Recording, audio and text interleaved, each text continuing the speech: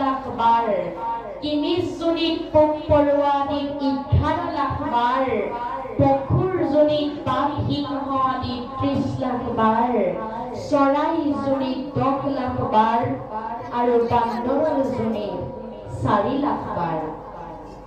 মুঠতে 84 লক্ষ বাৰ বিভিন্ন জুনিত জন্মগ্ৰহণ কৰি আহিয়েই মনুষ্য জন্মটো পাইছো। মনুষ্য জন্ম পাই হৰি ভজনা নকৰিলে এই দেহ ধৰাৰ কোনো সাৰ্থ নহব। এই কথাষাৰকেই উপলব্ধি কৰিব নোৱাৰি এজন ভকতে ভগৱন্ত প্ৰভুক ক'লে, হে প্ৰভু, তুমি বাৰু মোৰ ভক্তিত তুষ্ট কৰিছানে?